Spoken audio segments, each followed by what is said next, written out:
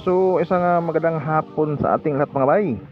So ngayong araw ay April 27, 2024. So nandito tayo sa Lupon, Davao Oriental. So ngayong araw ay sineselebrate nila yung kanilang patronal fiesta. So time check 5 PM na po mga bay. So ito pa mga bay yung sitwasyon ngayon dito. So dahil nagko-content tayo ng mga ganitong business. So street food po tayo mga bay. So shout out sa mga taga Lupon, Davao Oriental. So sa mga kababayan nating OFW, sana kung mapanood yung video na to, huwag niyong kalimutan i-subscribe ang ating YouTube channel. So sigurado nga mamamiss nyo yung Lupon, Davao Oriental. So dito tayo na-assign mga bay, yung andito yung pisto natin. So dahil nagta-travel tayo kahit saan may festival dito lang sa within Mindanao mga bay. So Southern Mindanao. So ito, ipapakita natin sa inyo yung mga kaganapan dito. So medyo hindi pa masyado maraming tao. Tingnan natin mamayang gabi kung ano yung volume ng tao dito. So ito ngayon mga bay ay hindi naman to araw. So kanilang bali pista. So iba yung araw kaysa pista. So mas maraming activities yung araw o yung anniversary ng munisipyo. So ito patronal pista. So alam naman natin sa simbahan po ito na pista ng patron. Yan. So time check na mga bay, nasa 7 PM na po tayo. So medyo dagsaan na po yung mga tao. So tingnan po natin mamaya kung ano yung volume pagdating ng mga 9 to 10 PM. So yan man talaga yung volume ng tao kahit saan tayong festival pumunta. Yan. So puntahan natin yung sa kabilang kasi mga bay, doon sa rides o doon sa carnival mayroon din tayong munting tindahan doon. So baling dalawang kumbaga branch natin dito sa Lupon. Yung isa yung pinapakita natin is dito na sa LGU. Yung dito yung pinangabigay ng mga LGU kumbaga ito yung talagang pisto. So doon sa kabila ay rides, doon tayo naka-attach tayo sa carnival. So iba na rin rinta doon mga bay.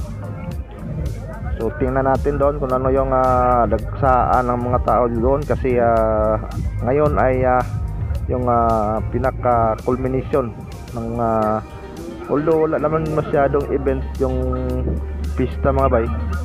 So alam naman natin kasi sa simbahan po basta pista po yung event. So hindi masyadong nagse-celebrate yung simbahan. So mayroon lang kunting live band doon sa plaza pero hindi na natin pwedeng pasukin doon. So dito na lang tayo sa labas. So ipapakita natin sa inyo yung mga dagsaan ng tao. Yan. Ang daming ukay-ukay dito mga bay.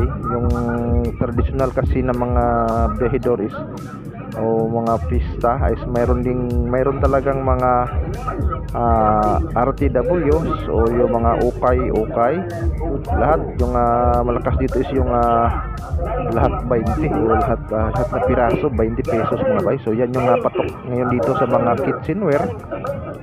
Mayroon din silang kahit anong pwedeng ibenta yung pangbahay mga bay.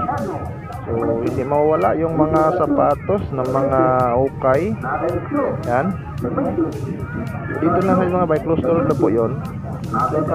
Kasi medyo stampede na po doon sa unahan. So tingnan natin, papunta po tayo sa carnival. So sa mga kababayan nating AFW, sigurado mamimiss nyo ang Lupon kung taga Lupon kayo.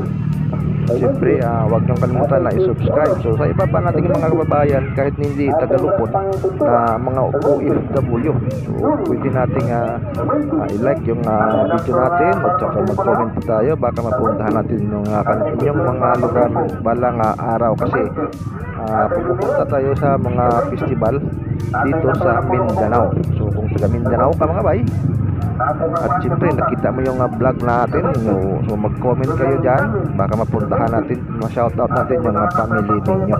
Yan. So dito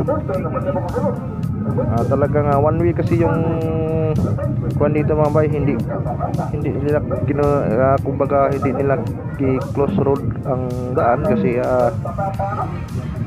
wala naman talagang silang alternate na route o na ruta na dadaanan ng kanilang mga sasakyan. So one way na lang, so mag-iingat na lang tayo dito sa paglakad kasi daming sasakyan. So mag-iingat na lang po tayo mga bay. So kung mapapansin natin mga bay, karlawang business na po tayo pumunta dito. Meron din tayong vlog noong April 27, 2023. So kung gusto nyo panoorin yon, pwede nyo rin puntahan yung channel natin, GC Boy TV. Yan. Ang napapansin natin dito, napakarami talagang nag-ukay-ukay. Ito na naman talaga yung dinudumog ng mga tao pag ganito nga mga event, yung mga ukay. Siyempre yung mga kitchenware. So siyempre yung foods din mga by street foods. So magpupunten pa tayo mga bay. Next natin na area is na Davao del Norte. So puntahan din natin. So mag-update din ako sa inyo sa next natin na tawag nito, next natin nga event doon sa Davao del Norte. So pista pa rin yung puntahan natin doon. So ito ngayon mga bay, dito na tayo sa loob ng ride. So dito yung mga bata at saka siyempre yung mga gustong sumakay ng rides. Mayroon din siyang Ferris wheel. So yan. So maya dito tayo sa loob kasi may dito tayong mayroon tayong tindahan din dito na konti na naka-attach po tayo sa may-ari ng rides. So okay na rin. At siyempre iba din yung rent dito at saka renta doon sa LGU. So private na po ito mga bay. So yan, ito naman talaga yung mga kaganapan tuwing pista sa ating mga lugar. So i-enjoy na lang natin dahil once a year lang naman ito mga bay. So wag nating palampasin yung isang araw dahil isang taon na naman tayong mag-aantay ng ating pista. Yan. So ito yung kanilang patok din na isang rides, yung biking. So parang barko yung maliit. Yan. Siyempre yung iba nalilibang din sila sa kanilang paglaro ng mga color games. Yan. So yan, kung makikita nyo mga bayan yung ating isang tindahan dito.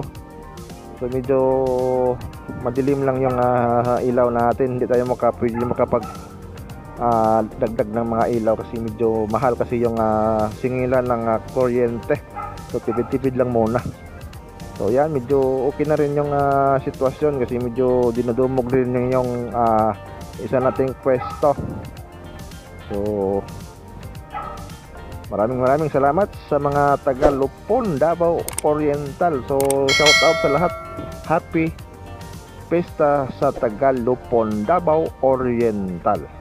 So sa muli, ito naman yung kaibigan, nagsasabi na naman, God love you so much. Babu!